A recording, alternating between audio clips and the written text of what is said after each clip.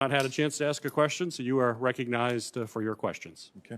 Thank you, Mr. Chair. Appreciate this opportunity, and thank you to the three leaders participating this morning.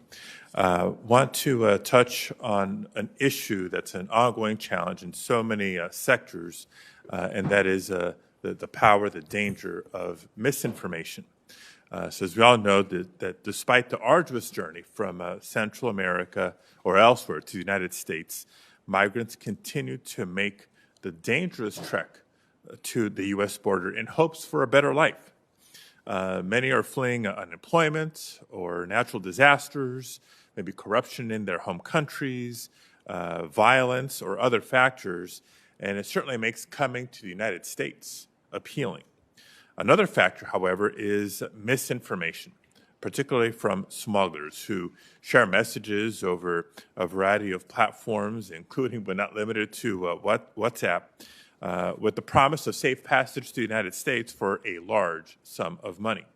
Now, while most immigrants are being turned away or expelled from the southern border because of the CDC's Title 42 rule, misinformation continues to spread.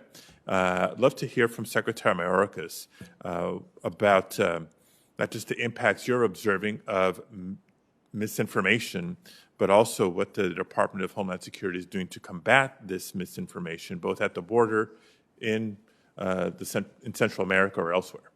Senator, thank you very much for your question, because you are focused on a very significant issue. Indeed, the smuggling organizations peddle misinformation and deceive vulnerable individuals and families into believing that the border policies of this administration are different than those that we have in place and that we are executing. We, of course, disseminate information ourselves, but we're very mindful of the fact that that alone is not enough. We work very closely with the Department of State to have trusted voices in the countries of origin to disseminate accurate information with respect to our policies and practices, and the critical fact that our border is not open. I think one example of that is this past Sunday. I spoke with journalists who reached the Haitian community, the Haitian diaspora community, and I communicated the critical and critically needed messages.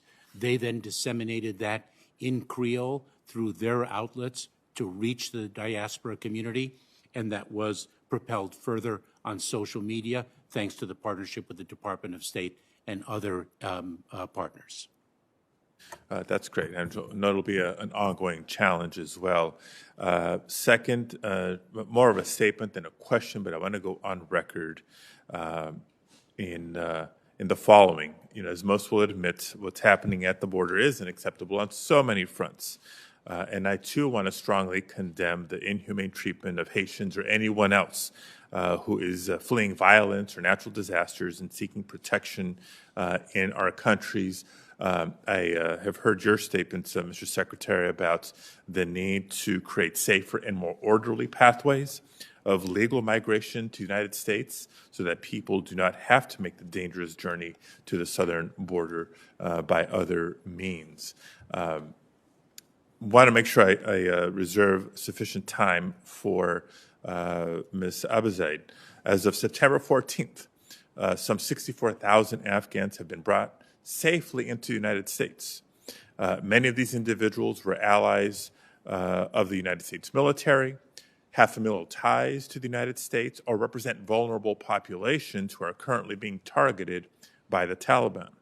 I understand that many of my colleagues have raised questions as to whether or not there has been sufficient vetting of these individuals prior to their arrival to the United States or entry into the United States. So in your role as the director of the National Counterterrorism Center, can you please just share with us or give us a better appreciation, understanding of the vetting process that Afghan refugees, parolees, and evacuees must pass before being allowed to be admitted into the United States?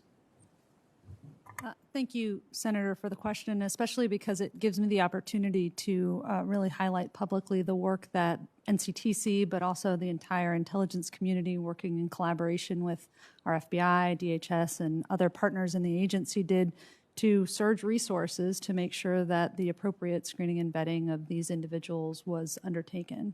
Now, the intelligence community role and NCTC's role is one part of a system of screening and vetting. It is something that we typically get information from our partners overseas to understand individuals, the information about individuals seeking to come to the United States.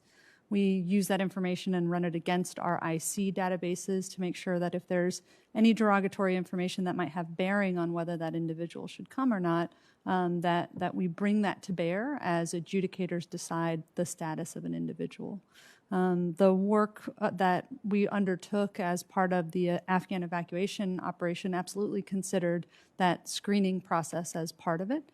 And those screening efforts are ongoing for the population of Afghans that are seeking entry into the United States. Thank you very much. Thank you, Mr. Chair. Thank you, Senator Padilla. Well, as we've been discussing throughout this hearing, we have been subjected to consistent cyber attacks, ransomware in particular, and attacks against critical infrastructure. And Secretary Mayorkas, in your opening statement, you discussed a number of activities the DHS is engaged in an attempt to mitigate the impact of these attacks or prevent these attacks from occurring in the first place. And as you know, and I believe you've been briefed and your staff has been working with Ranking Member Portman and I on legislation to provide the government with incident reporting on cyber incidents and ransomware attacks in particular, but broadly encompassing all cyber attacks. So Secretary Mayorkas, could you tell this committee how this kind of authority to collect